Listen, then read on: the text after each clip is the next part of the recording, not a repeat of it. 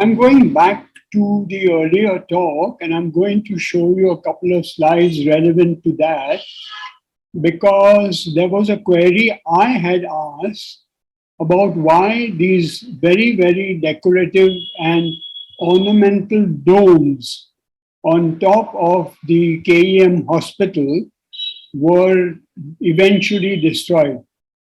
And Dr. Vinita Salvi had informed me that the original building, as you will see very clearly in this photograph, was just ground floor and first floor.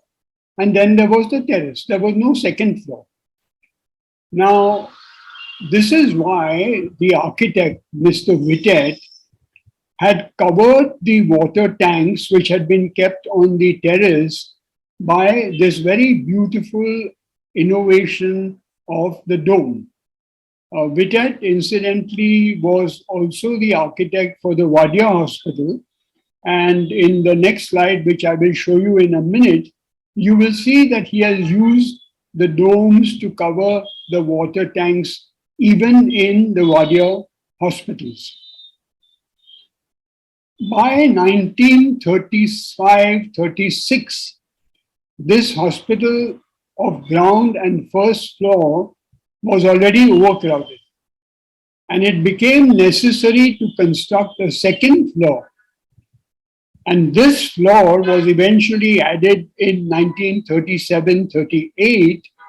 And when the second floor was added, because the weight of the dome and the tanks would have been too much, the domes and the tanks had to be sacrificed. This is the information I've learned from Dr. Vinita Salvi.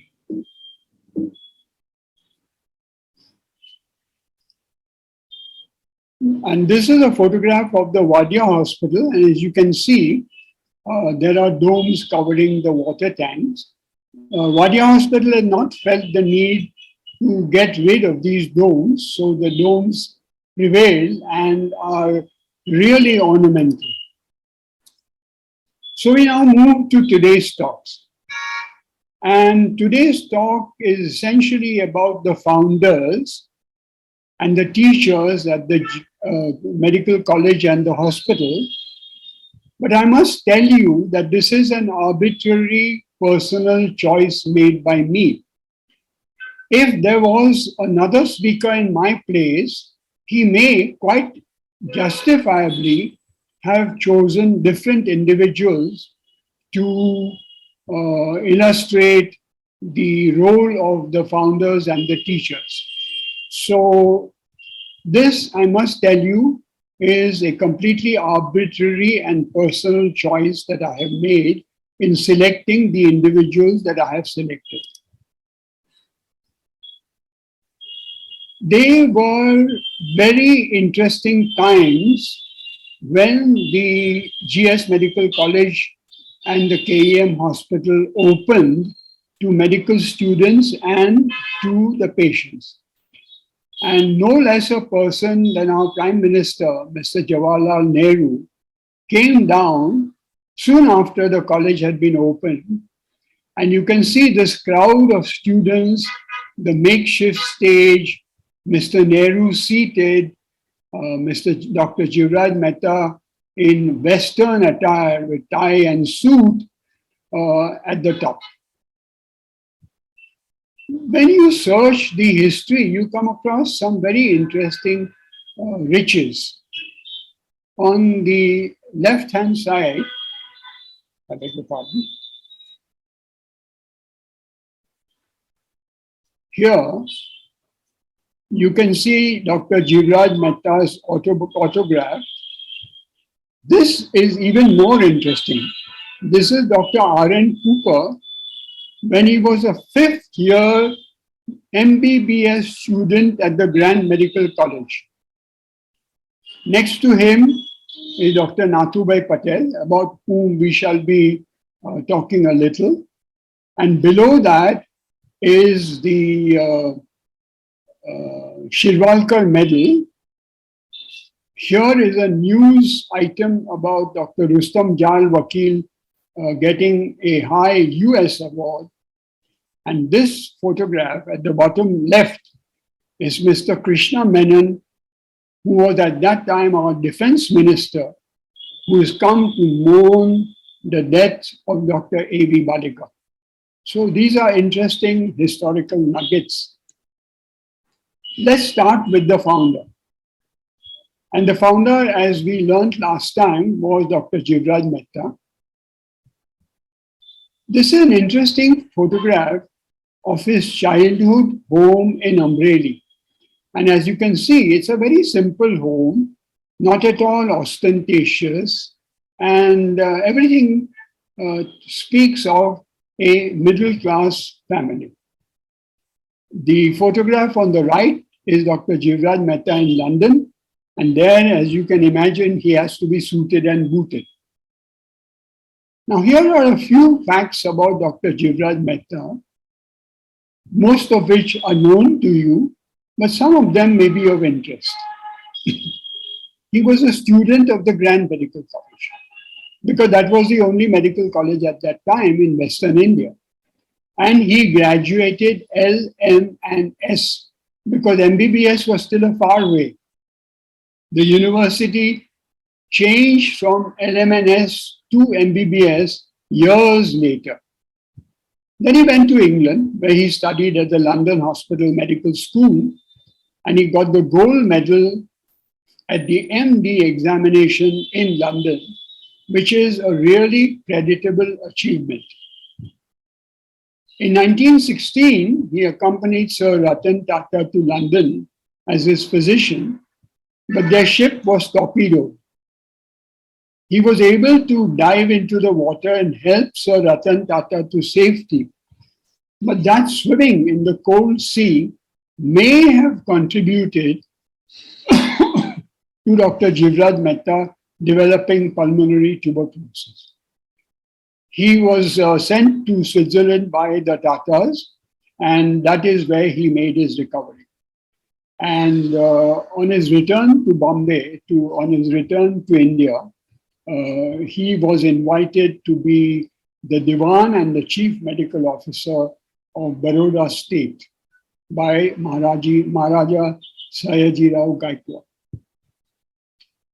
Now, in 1915, as we noted last time, the Bombay Medical Union and the Municipal Corporation of Bombay were considering creation of the King Edward VII Memorial Hospital, and because of the sum that had been provided by the Gordandas Sundardas family, they also wanted to join the hospital to the college. And the Bombay Medical Union included him in their committee for the proposed hospital and college. And it was at his recommendation that the medical college was to be housed in one large two-storied building, and the hospital and the outpatient clinic were housed in an interconnected adjacent building exactly as they are now. But as we saw right in the beginning, initially the hospital building was ground and first floor, and later, because of the overcrowding by patients, they had to add a second floor to it. And following Florence Nightingale's advice, the wards were modeled as pavilions in such a way that there was free entry of sunlight and free flow of air.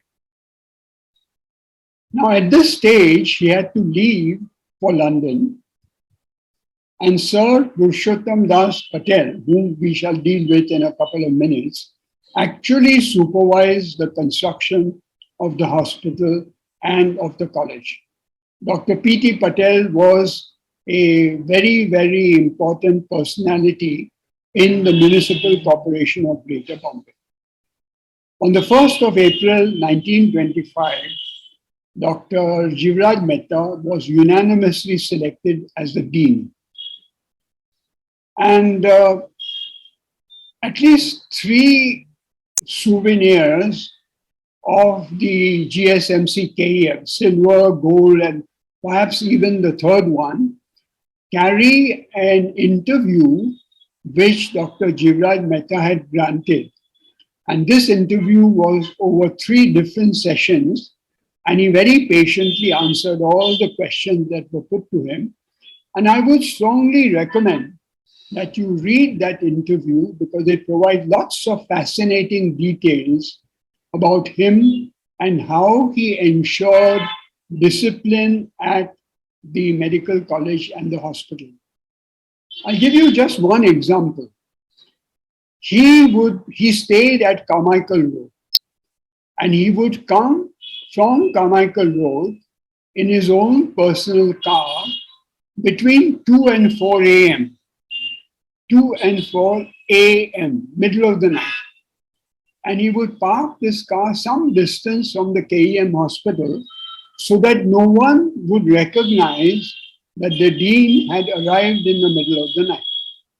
He would then enter the hospital building by that staircase, circular staircase, which is there next to the toilet block.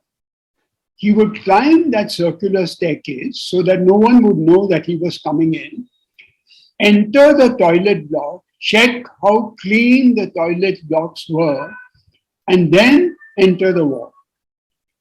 And at that time, the lights were dimmed and there was a bright light over the sister's table where the sister would be there either writing her notes or whatever. And then he would slowly and steadily walk up to the sister, checking what was happening in the ward. He would then ask the sister for the call book.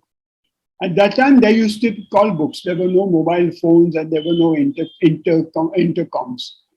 So he would look at the call books, and he did this in each and every ward, because from the top floor, he would descend to the first and to the ground.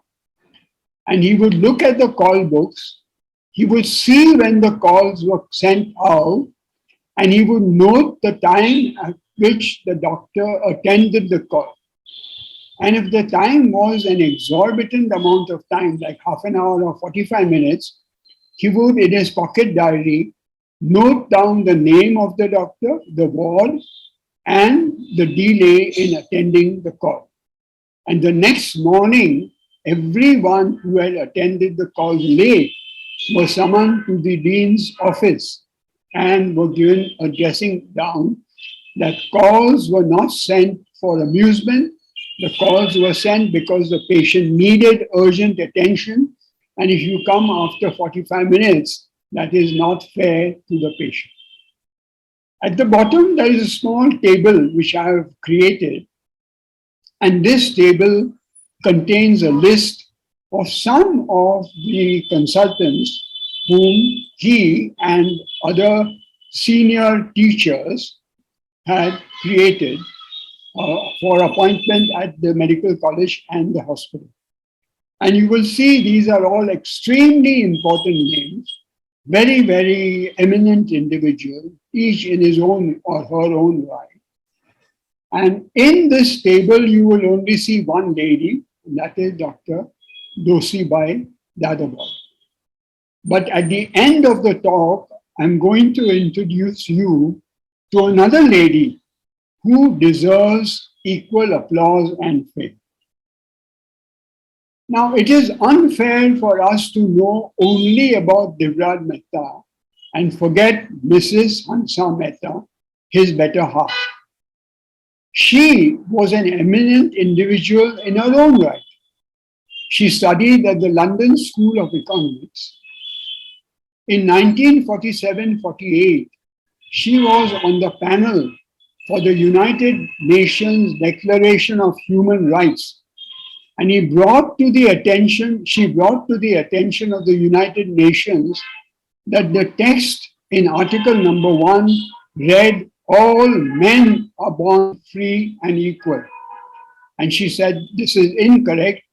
All human beings are born free and equal, thus bringing the gentle sex also into the realm of equality and freedom. She was a member of the Constituent Assembly and worked with Ambedkar and all the other members to draft the Constitution of India.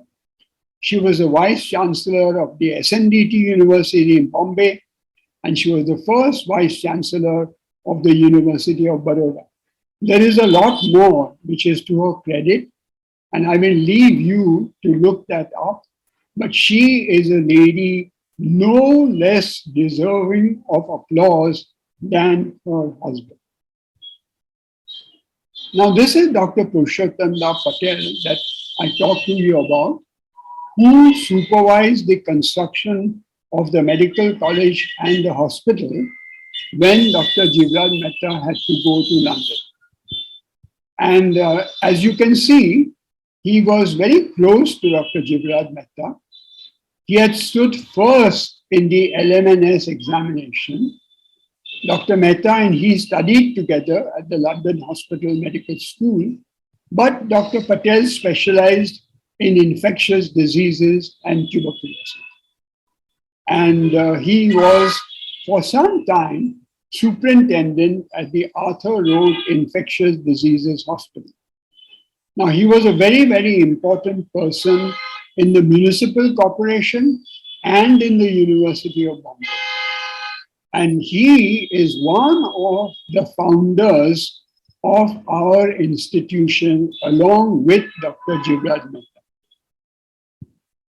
Like all other teachers who were appointed at the beginning, in order to make sure that there was no disparagement on the basis of status, everyone was appointed honorary lecturer.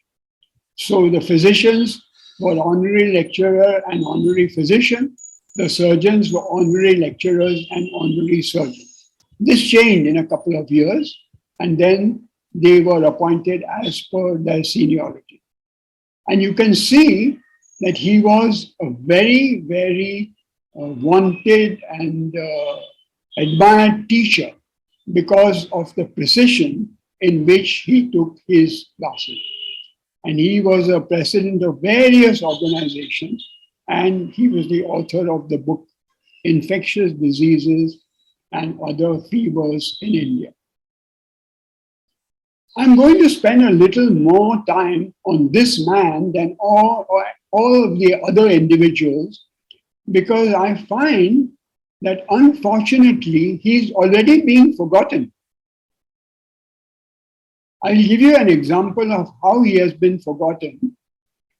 We have Dr. R.N. Cooper Hospital in Villapalla. And about a year ago, I and other individuals who know a little bit about history were asked, who is this Dr. Rustam Nasarwanji Cooper?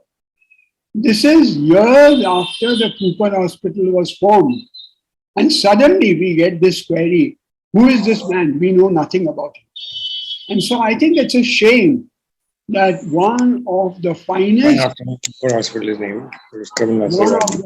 finest teachers of our institution is at danger of being forgotten.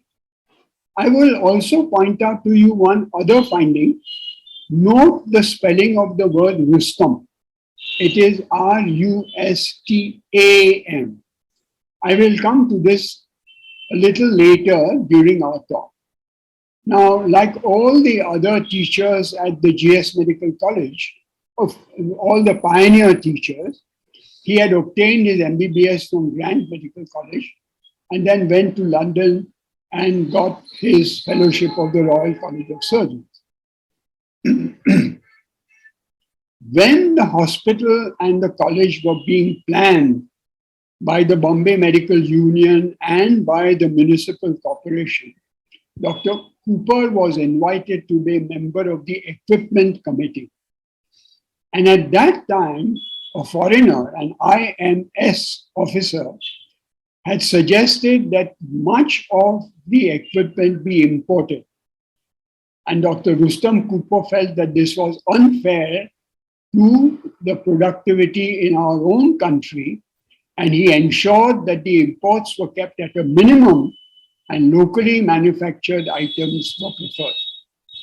He highlighted the contributions of the K.N. Bahadurji, whom we had discussed in the earlier talk, and he ensured the creation of a second operation theatre used by the funds provided by Dr. Jan Muhammad's descendants. And Dr. Shirvalkar was a very close friend and guide of Dr. Cooper.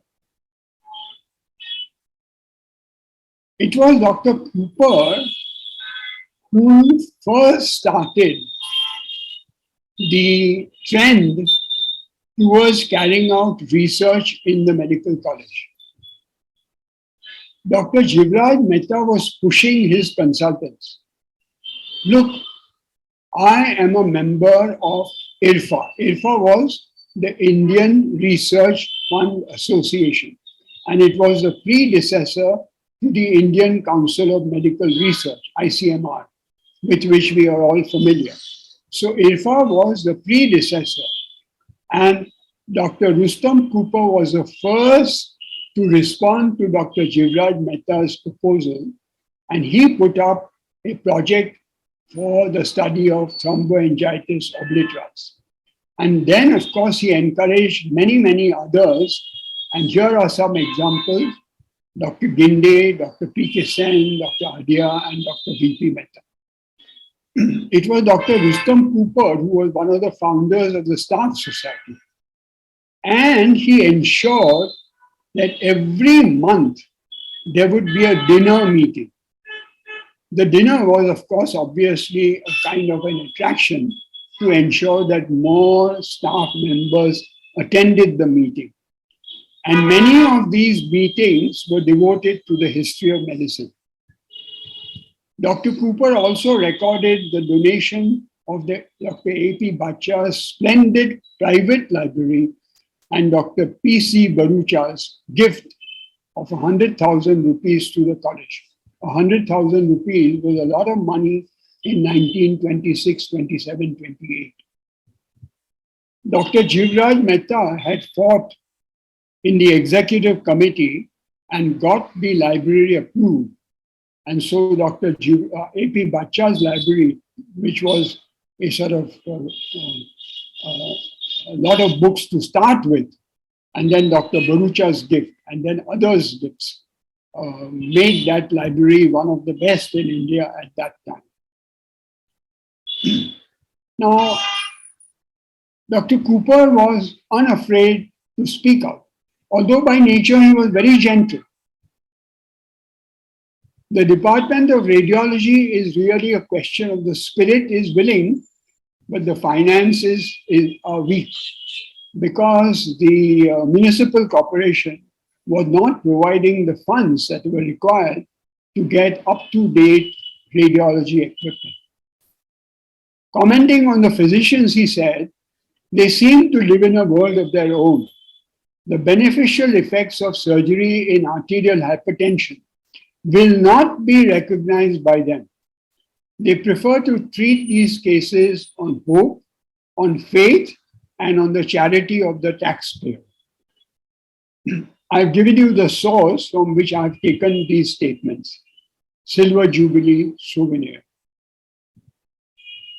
He also recorded that when Dr. Jivraj Mehta put up a proposal to augment the clerical staff so that we could keep better medical records, the corporation turned it down. If the senior sister hospital, that means the JJ hospital, if it can do without such elaborate records, why should we support such extravagant expenses? That was the attitude towards medical records amongst the administrators at the time. He was very fondly called Daddy Cooper. And it may be that one reason is because he addressed each student as Sonny. Dr. Arthur Disa, who was a very senior and very respected surgeon in his own right, in our Golden Jubilee souvenir wrote that Dr. Cooper was the most popular surgeon in that founding group of surgeons, a great teacher and a stimulator of surgical thinking. And just as Dr. Disa has written over here, My own teacher in KEM Hospital, Dr. Homi Dasu, who founded the Department of Neurosurgery at KEM, also told me that when he went to London for his fellowship, he found the pathology extremely easy because of the manner in which he had been taught by Dr. Rustam Cooper, who was his teacher. He was an avid reader, and of course, he kept abreast with all the advances in medicine and surgery. But what is not as well known is that he had a personal library at Charak Clinic at Churney Road, which was where he had his consulting room. And there were cupboards full of medical biographies and volumes on the history of medicine. He was fluent in Gujarati and Persian, and in later life, he studied Russian. And he was very helpful to his younger colleagues. Dr. R.G. Ginde, who started neurosurgery for a few years and then gave up and went to Breach Candy, was from a middle class family. And he didn't have the means to go through his medical postgraduate training. So Dr. Cooper helped him by calling him to give blood transfusions to each and every one of his private patients. And of course, he compensated him financially for the time and energy he had spent in giving these blood transfusions. He also helped Dr. Ginde to become a consultant in the Bombay Hospital, where Dr. Ginde had also founded a department of neurosurgery. He retired from these institutions in 1948, and as I told you, the hospital in Villapala is a tribute to him. I now come to a physician who is not much discussed when we discuss our senior professors of medicine, and that is Dr. Nathubai Patel. Dr. Nathubai Patel had his entire medical training in London. And in 1929, he was appointed honorary professor of medicine and physician KEM. By that time, they had given up that assistant description and they had gone on to seniority, so honorary professor. Now, we had at the KEM hospital a very, very interesting individual called Dr. N.H. Keswani. He was a great humorist, very fond of cracking jokes, and also a student of the history of medicine. He, in fact, established the Department of the History of Medicine at the All India Institute in Delhi, which unfortunately collapsed after Dr. Keswani left for America. Anyhow, that is going away from the main theme. This is what Dr. Keswani said about Dr. Nathubai Patel.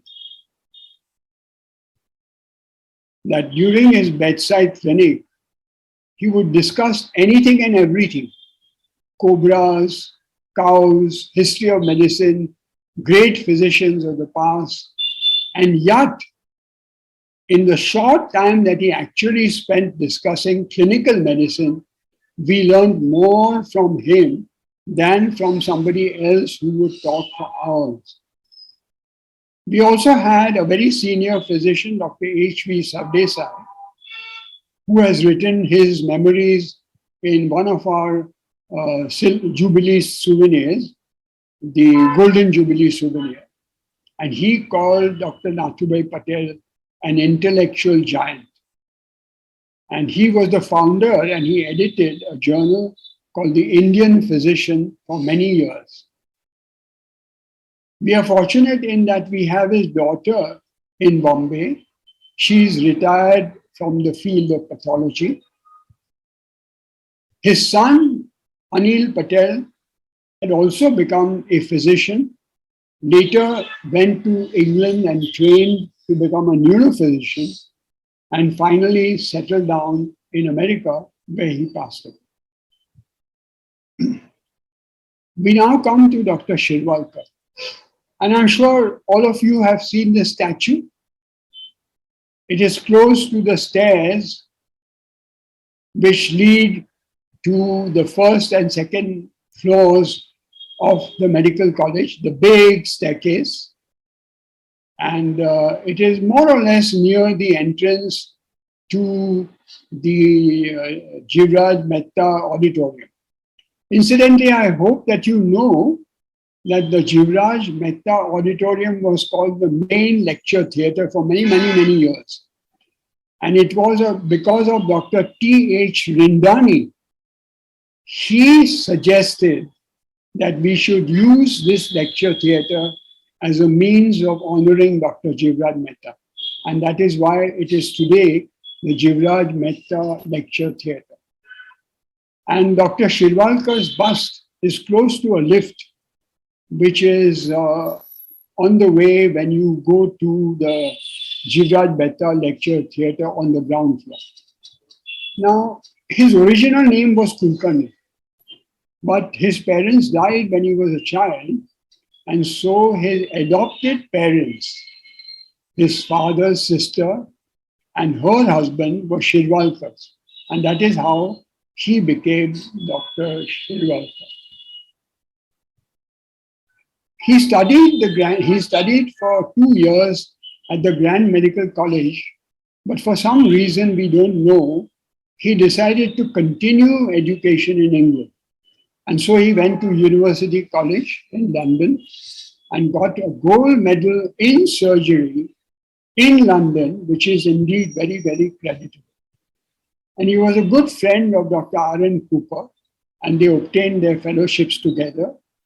And they started the Charak Clinic, to which I referred a few minutes ago, which was their consulting room and private clinic at Churni Road. And he termed, Dr. R.N. Cooper called him a capable surgeon and a born teacher. And he fought valiantly for the Indian independent medical profession, the one which we discussed during the last talk. The next person is Dr. G.V. Deshmukh. Dr. G.V. Deshmukh, like all the others, was a graduate of Grand Medical College, went abroad, and not only did he do his fellowship of the Royal College of Surgeons, but he also obtained the MD of London University. And for that, he had to do the MBBS in London. So he did the FRCS, obtained the FRCS, and he obtained the MD from London University. A most unusual and admirable feat. He was a very active and influential member of the Bombay Municipal Corporation. And he was a key member in the initial appointments of the dean and of the consultants at these institutions. And of course, he had a lot of other achievements, which I have listed below.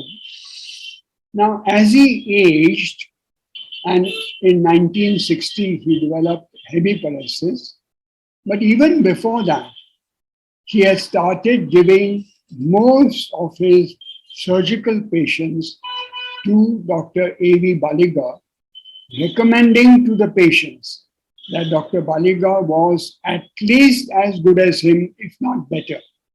And so, one of the ways in which he directly helped Dr. A.V. Baliga, of whom we will come to in a couple of minutes.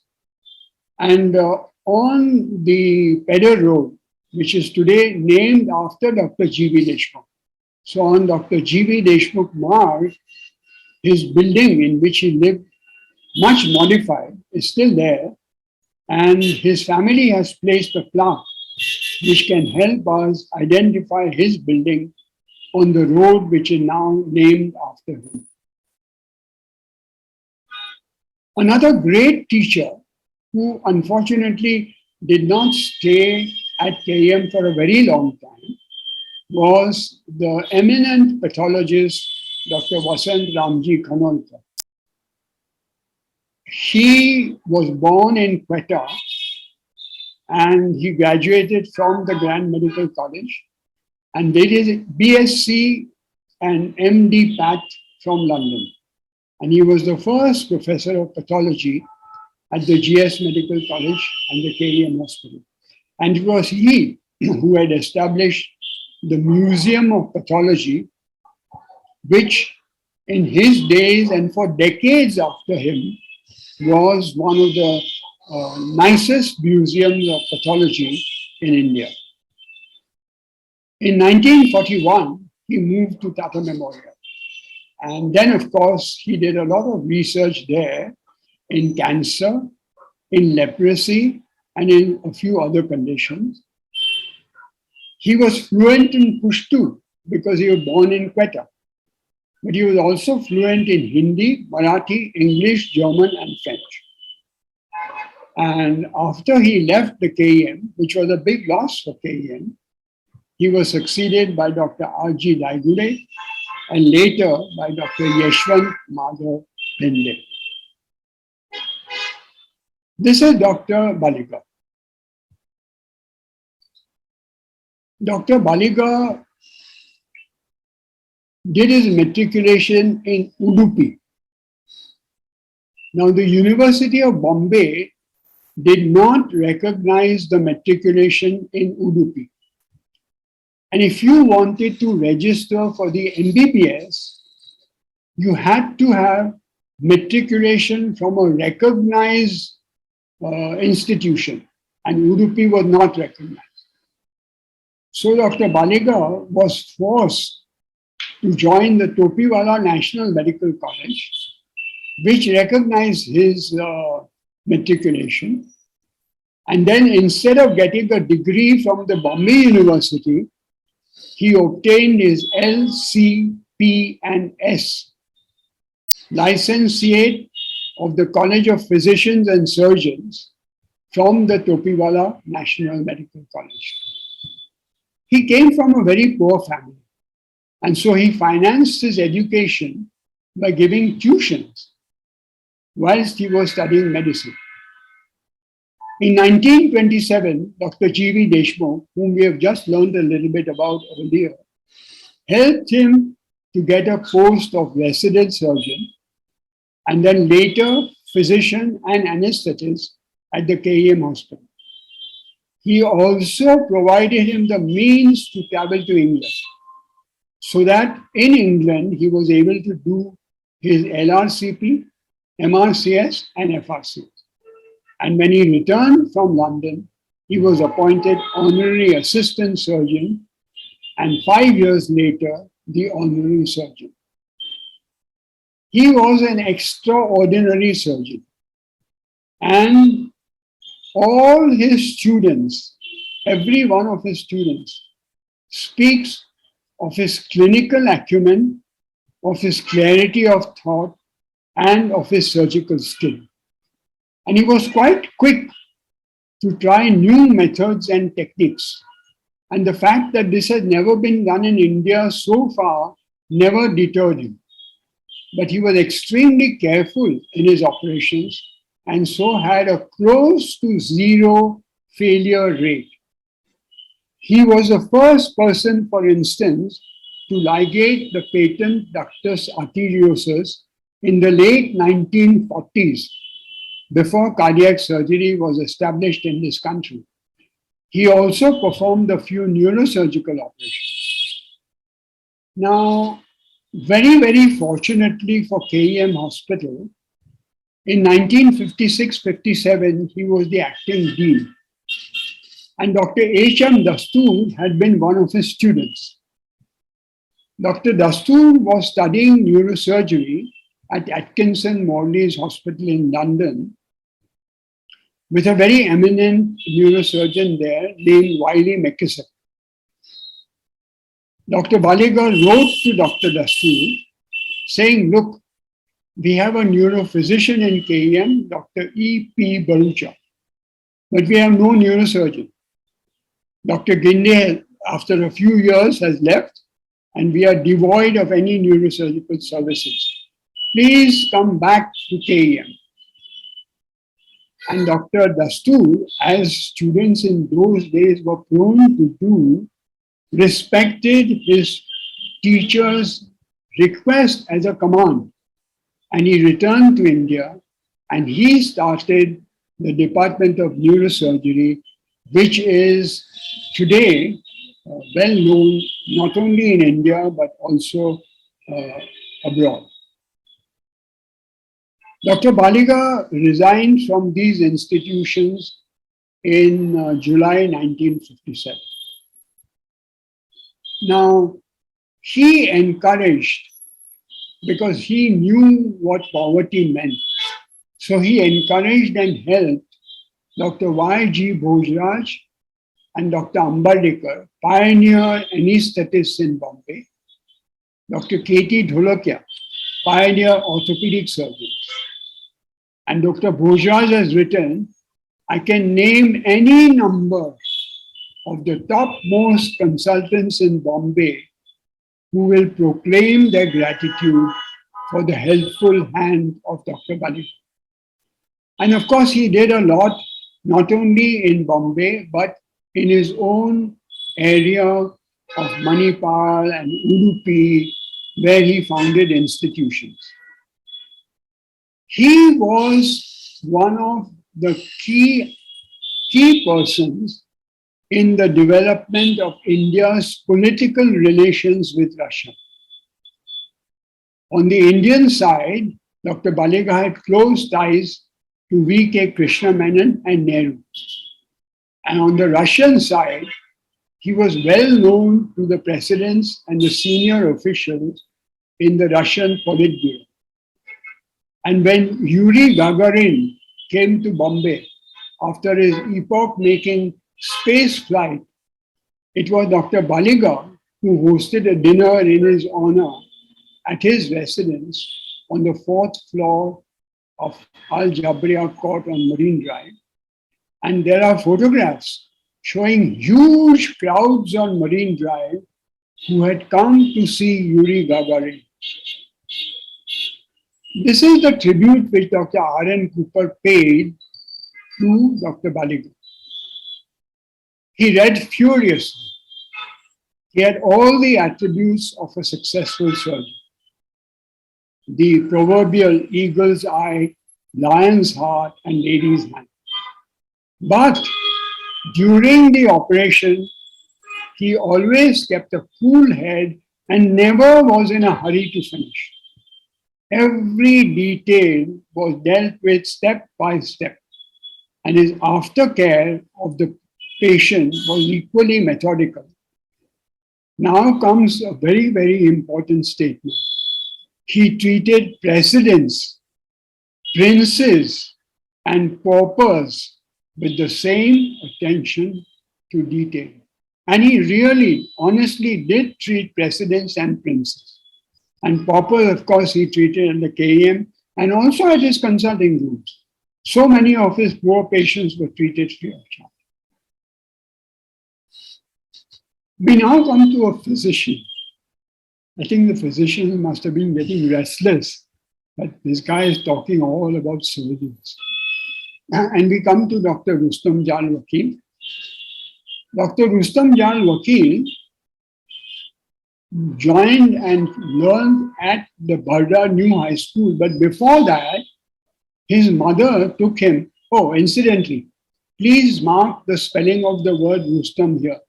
It is R-U-S-T-O-M, whereas Rustam Cooper was R-U-S-T-A-M. Now, before joining Bharda, his mother took him to the principal of an English school. We are not told the name of the English school. It may have been Cathedral or it may have been some other school, which is where all the rich Indians went to get their children educated. During the entire interview, which was characterized by bluntness to the point of rudeness, Mrs. Vakil and the young boy were kept standing. The principal, of course, was comfortably seated in an armchair. And then the principal discovered his verdict, delivered his verdict. I'm sorry, but your son is not good enough for our school. And he expected Mrs. Vakil to protest, to beg, to plead, no, no, no, no, please take my son. On the other hand, Mrs. Vakil said, I am not sorry that my son fails to get admission in your school. Because if he had come to your school, he might have picked up the bad manners of the principal who did not even have the courtesy to offer a seat to a lady. A remarkable statement by a remarkable mother of a remarkable child.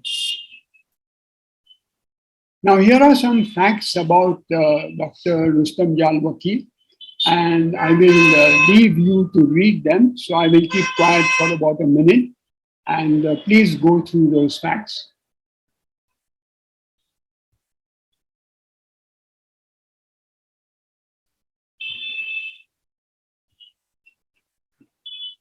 As you came through the year 1957, you must have seen Albert Lasker Award.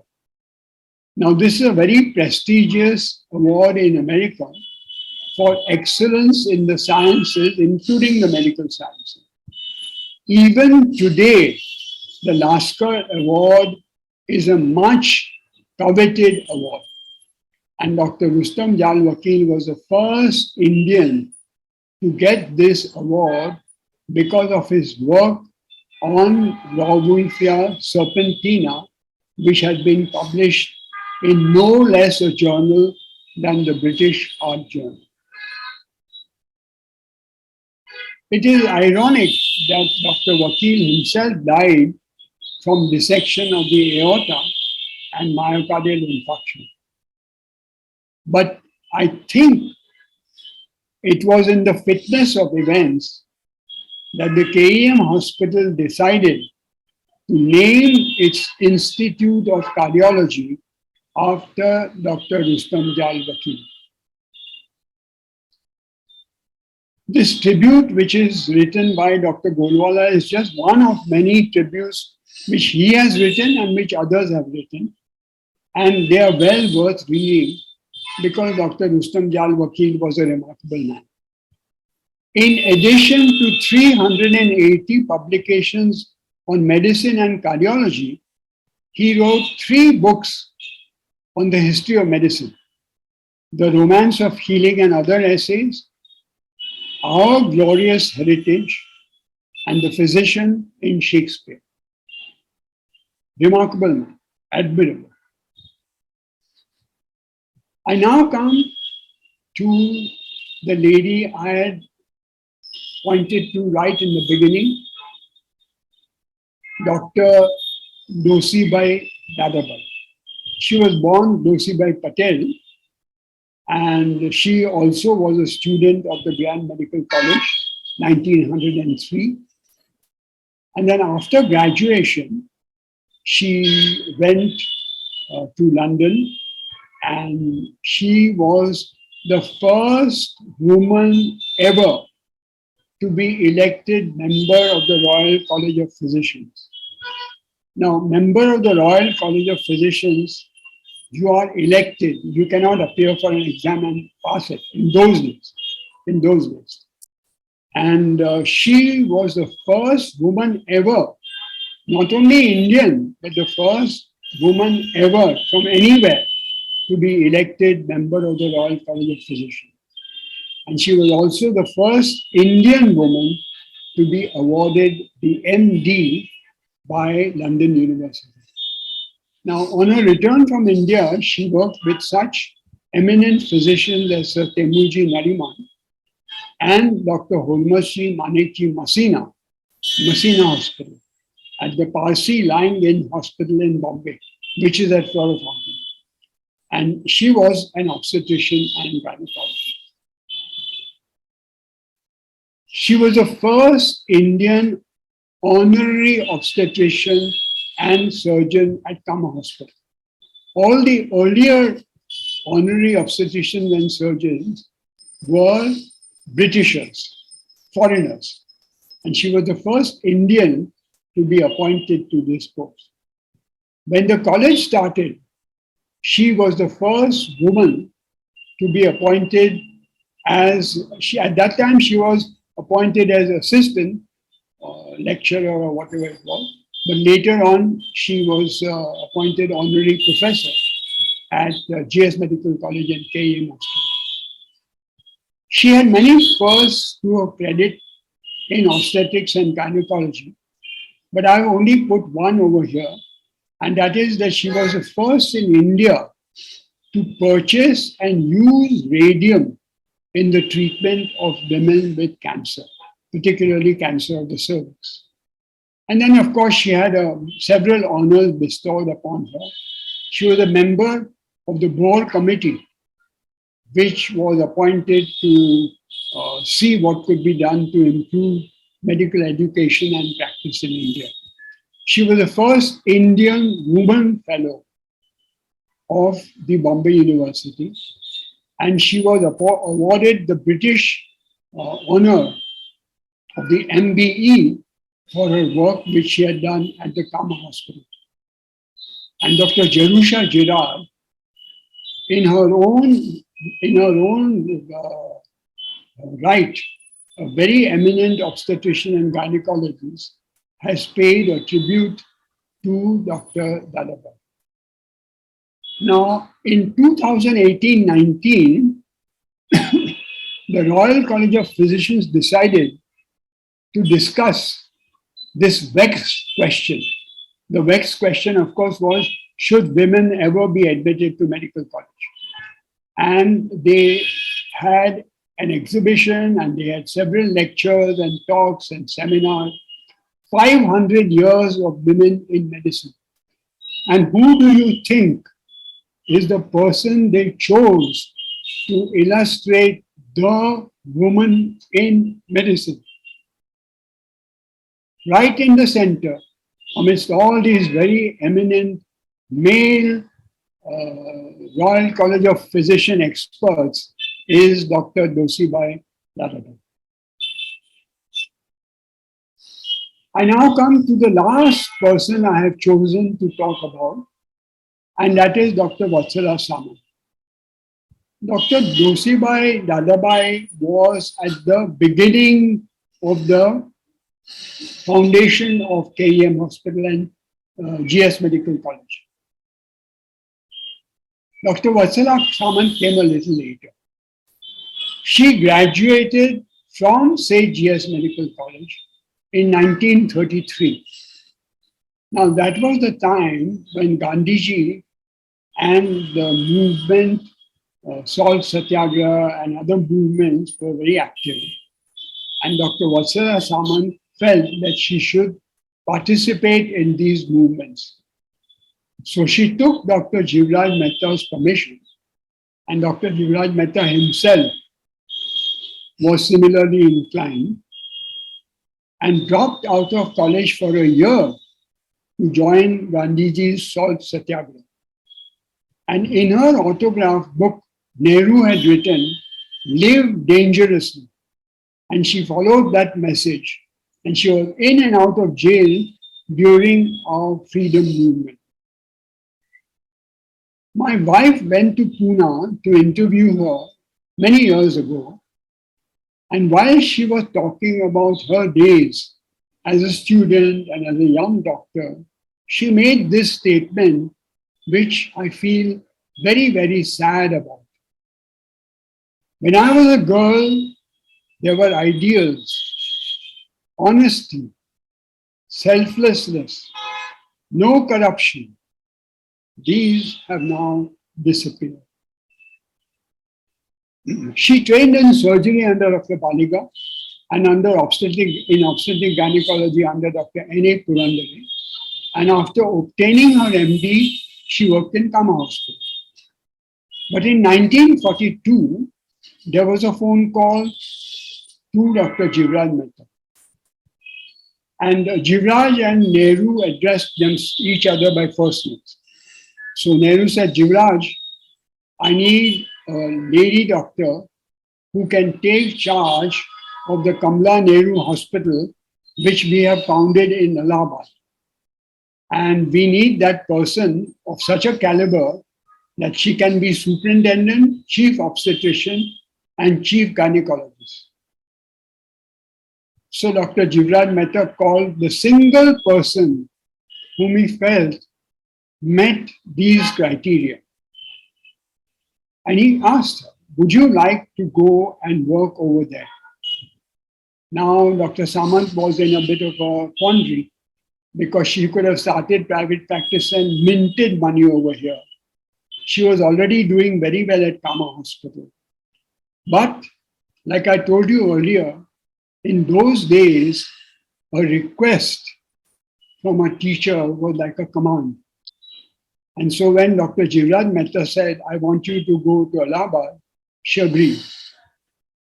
So Dr. Jivraj Mehta made her work in every administrative section of KEM Hospital.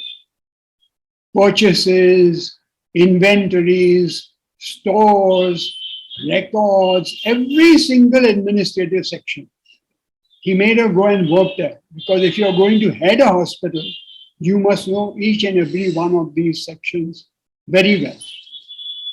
Then he told Nehru, Jawahar, I have found the person for your hospital.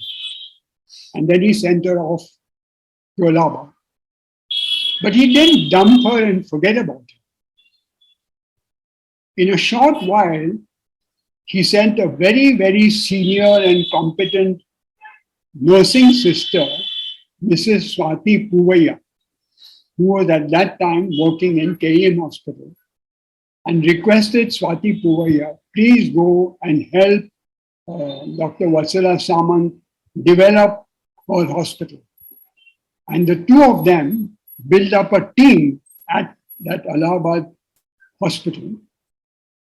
And they raised the standards at the hospital to such a level that even well-to-do families who never go to a public or charitable hospital insisted that they wanted treatment by Dr. Vatsala Samant. And to this day, she remains a legend in Allahabad. And if you go to Allahabad, and if you go to Kamla Nehru Hospital, and if you talk to the senior people there about Dr. Vatsala Samant, you will hear all kinds of fascinating stories of how hard she worked, about how honest she was, about how straightforward she was, and how she developed this institution from an institution which was virtually unknown to an institution which is highly respected today. Dr. Samant herself has written an essay on Dr. Jivraj Mehta, which you can now see at the bottom. And it is in the Platinum Jubilee volume, which was edited by Dr. Lopa Mehta.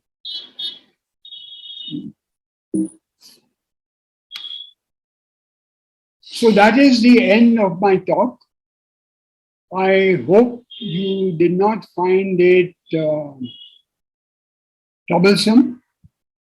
And I do hope that you will try and read more about each of the individuals that I have mentioned and about many of the other individuals who I have not mentioned. Because there are many others, apart from those whom I have talked about, who led to St. G.S. Medical College and King Edward Memorial Hospital being what they are today. Thank you very much.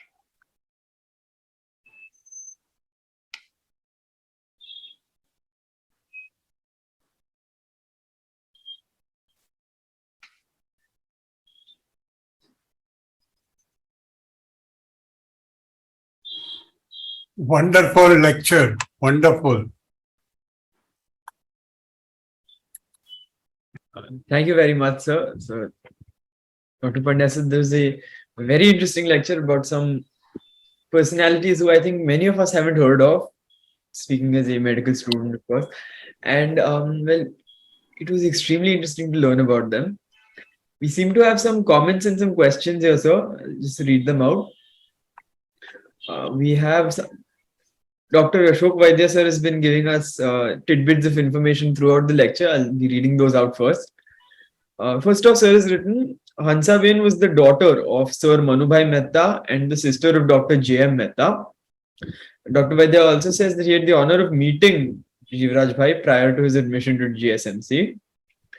Sir has also mentioned that Dr. Nathubhai Patel was a physician to Sardar Patel. And that Dr. Khanolkar was the first national professor and was also the leader of the Communist Party of India. Another bit of information from Dr. Vaidya sir is that Dr. K.G. Nair and Dr. Vaidya started an institute in his name at KEM, in Dr. Vakil's name, sorry. Dr. Vakil gave all his papers to the institute, and it would be nice if it were searched and revived. And we also seem to have a few questions here, sir. I'll just read them out. A question from Miss Gargi Goyal, who's asked for more information on the Charak Clinic, sir. Yes. The Charak Clinic was a private clinic. So after they had retired from the KEM hospital, these consultants saw patients and advised them about treatment at this hospital. It was I think it is a ground, first, second, third floor building, four floor, if I'm not mistaken. And it is almost opposite Churni Road station. And when Dr. R.N. Cooper was alive, R.N. Cooper, Shirvalkar, and I think a couple of other doctors, Dr. S.N. Cooper, who was Dr. R.N. Cooper's brother, and he was an ophthalmic surgeon. These individuals practiced at that clinic. And it was at this clinic that he had this huge collection of books on the history of medicine. And if you give me a minute, I'll just give you an interesting anecdote about those books. Can I go ahead? Yes, sir. I was a resident at JJ Hospital at that time, the time that I'm talking about. Must have been 1963 or 1964. And Dr. Ashok Vaidya and Dr. Aptekar, who was our teacher at GT Hospital, they had inspired me and my wife and some others to study the history of medicine. But I didn't have any material. Where do I find the material to read? And then I was told that Dr. R.N. Cooper, he had retired from KEM by that time, has a huge collection of books on the history of medicine in Charak Clinic. So, with the audacity of youth, I didn't know Dr. R.N. Cooper. Dr. R.N. Cooper, of course, certainly didn't know anything about me. I just wrote him a letter. Sir, I'm interested in the history of medicine. I understand you have a whole lot of medical books. And if you will permit me, I would like to come and I will take one or two books and sit in your veranda. I will make notes and then I will put the books back in your cupboard. And then at the next appointed time, I will come again and do the same thing. I got a letter which was unbelievable. He said, as he talked to everybody else, Sunny, he said, Sunny, why don't you come and meet me? We can then discuss all this. So he gave me a date and a time. And I went there that date at that time. And he was already quite old at that time. And stooping a little bit, shuffling gait. And he said, I'm very happy to learn that you are interested in the history of medicine because there are so few people who at this moment are interested in this subject. And then he opened his cupboards and showed me all the books. And he showed me cards. Each book had a card. And on that card, you had to write your name and you had to write the date when you borrow it and your name and the date when you return. Now, when you borrow the book, the card goes there, but the book is with you. I told him I will sit in your veranda and read it. When you return the book, you're supposed to put the card back in that book and put it in its proper place.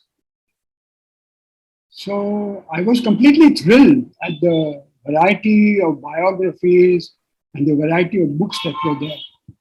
And so I said, sir, I would like to read these 3 books to start with. So he said, okay, but I have a small suggestion to make. And if it is acceptable to you, well, please follow that. I don't think it is correct for you to sit in the veranda and read, because that means you can read only for that much time. You take these books with you. You take them with you. When you're finished, you return them and put them back. Now, you must remember, he knew nothing about me. I was just a guy who had written him a letter saying that I was a resident at JJ Hospital and I wanted to read those books. And he trusted me with those invaluable books, which were not available anywhere else in Bombay at that time. He trusted me with them, and he continued to trust me with those books for some years. So that is Charak Clinic and memory, my memories of Charak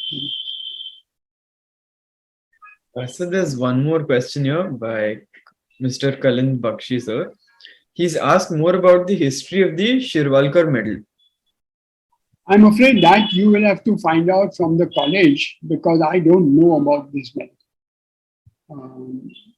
There is a photograph of the medal, but I don't know about when it was established and which are the sub. I think, if I'm not mistaken, there may be 2 or 3 Shirvalkar medals. One for surgery, one for best students. I'm not sure. Can I add here? Yes, please. Shirvalkar medal was for only anatomy. And Manubhai also, Kothari also got Shirvalkar medal. And I was a competitor with him, so I remember very well Shirvalkar medal. It was primarily for anatomy, but there was another clinical medal also, as Dr. Pandya is saying, as Sunil is saying. And what I got inspired by your presentation, Sunil, is that we need a cell of history of medicine in the college, GS Medical College. And I think students should do this by crowdfunding. And as a crowdfunding, I myself offer substantial amount. And I think that we need this as a part, because our library has many books on history of medicine, which I used to use for my MD thesis, which was the first thesis on history of medicine, Rugu Sanhita, for my MD medicine. And it was rejected because it was considered a blasphemy to write anything on Ayurveda or on Indian ancient medicine. But I think that there were several faculty who were interested in history also. And I think that Dr. Paranjpe's work on history of pharmacology is one of the great volumes, which I don't know where it's available. I had an old copy. And I believe that you have covered in a short time such giants of medicine that it is very difficult to comprehend. And I wish that our alumni association has recorded this, and this can be available on internet to Gosumex in India, Gosumex abroad, and to general medical profession. Congratulations, Sunil, for doing a wonderful job. Ashok Bhai, the credit goes to you.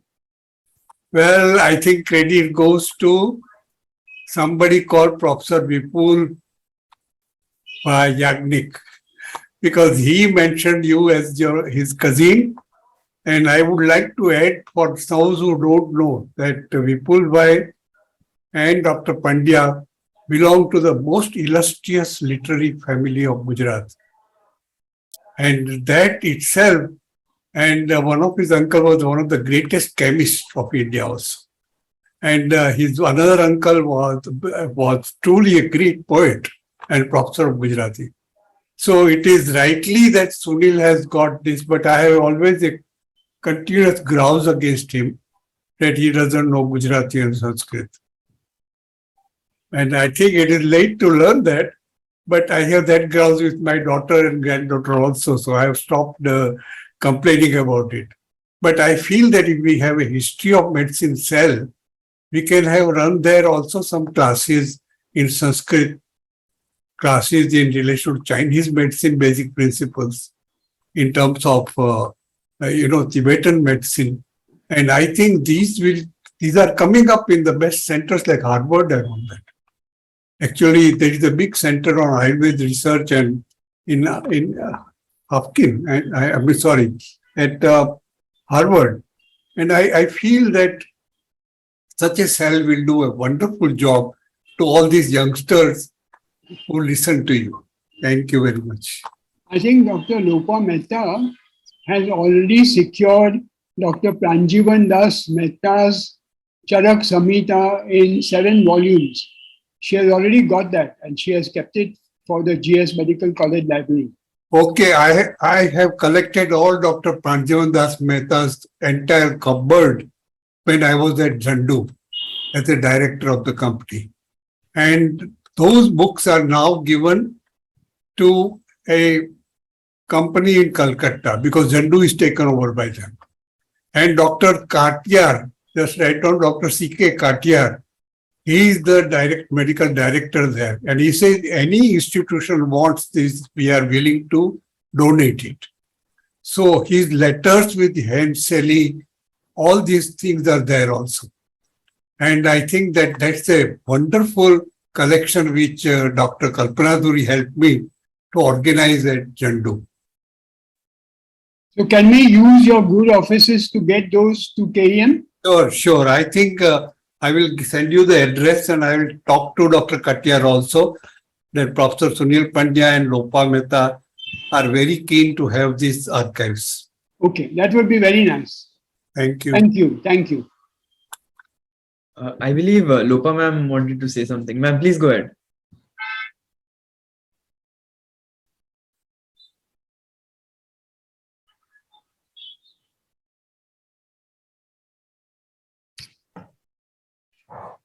This was just to add that Dr. Shivakar passed at very young age, 38, and he was such a scholar. So in his honor, all these medals were installed. It was not only for anatomy. In second MBBS also we had Shivakar for medicine and surgery. Even in final MBBS also we had medicine and surgery.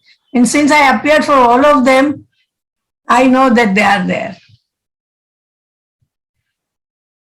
That means you must be. I apologize for my not remembering that Dr. Amavedi also had competed for the medal and she stood only second or third and did not get it.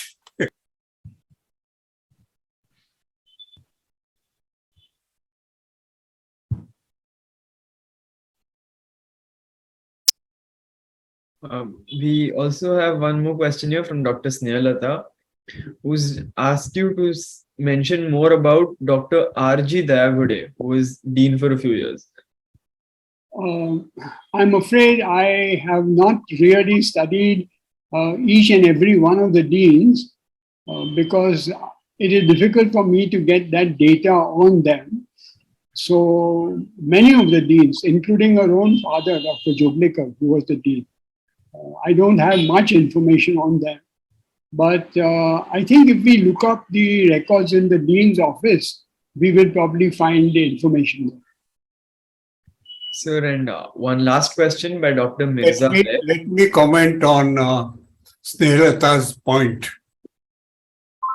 When I was going to be admitted to GS Medical College, Dr. Dhaikude took my interview. Every student was interviewed by the dean before admission. And he asked me a question, Sunil, what are your hobbies? Oh. And that was his question to me. So I said, sir, my hobbies extend from Holy Gita to Hollywood. And he gave a wonderful smile. He was an excellent administrator. And just like Dr. Joglekar, he was expanding the college very much. And I think Dr. Jogrekar was one who really never said no to anyone who wanted to expand the work and bring the institution up. So Snehalata's point is we must have a session on deans of GS Medical College, and that itself will say that because it will vary. The performance appraisal is not there for the deans. So it would vary sizably, but it would be worthwhile to have a session under Manu Kothari chair.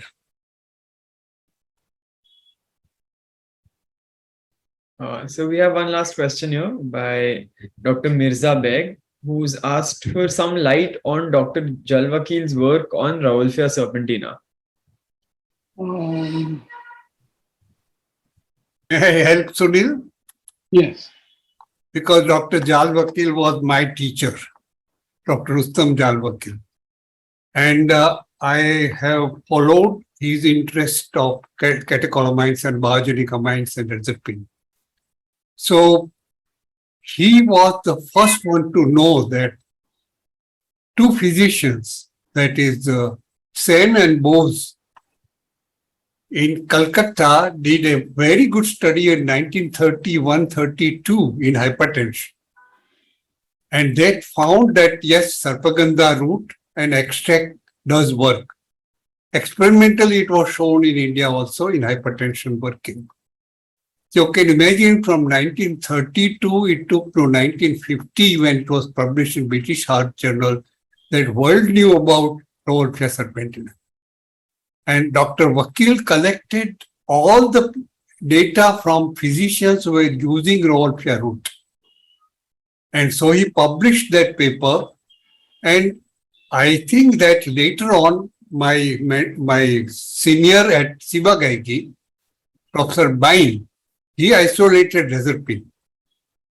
And that reserpine isolation was a major breakthrough in biogenic amines. What happened that Dr. Sen and Bose had shown that depression occurs, Parkinsonism occurs, that galactoria occurs after Rauwolfia. Nobody knew how all these side effects can occur. And until that was, reserpine showed catecholamine depletion by uptake inhibition, it was not known.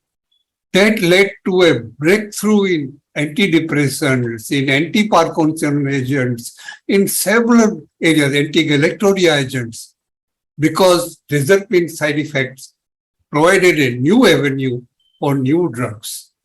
So I think Dr. Vakil's contribution was to really make Rauwolfia known to the entire Western world. And one thing I would like to share with you, Sunil, last thing, that there was a cardiological international conference at Delhi. And Sir was sitting at a last table somewhere. He was not on the dais also. So I went and sat with him. So he told me that, Ashok, look at me. These people even don't recognize my presence. He was hardly one who would ever say that. And that time, I met KG and we had a meeting at Taj with Dr. Vakil also, and we initiated the institute. And I think that there is so much to be known about Dr. Vakil's interest in history. In my one clinic he told us that Gautam Buddha had not died of indigestion, acute indigestion, but had died of myocardial infarction. Amazing fact. And he described why it was, because often MI was diagnosed and called acute indigestion. And I feel that I owe a lot to him for being MD in medicine, PhD in pharmacology, visit to Yale University and my entire career, because he was an inspiration for me to connect ancient insights and modern discovery and develop the new discipline of reverse pharmacology. Thank you. Thank you so much, sir. So I think we'll conclude the meeting for today. It's been wonderful listening to this lecture, and thank you so much everyone in the audience for attending. Just before you go, I'd like to remind you that next Saturday, that is to say on the 5th of November, we have our lecture called The Story of Surgery by Dr. Avinash Supesar. We hope to see all of you there. Thank you so much and good night.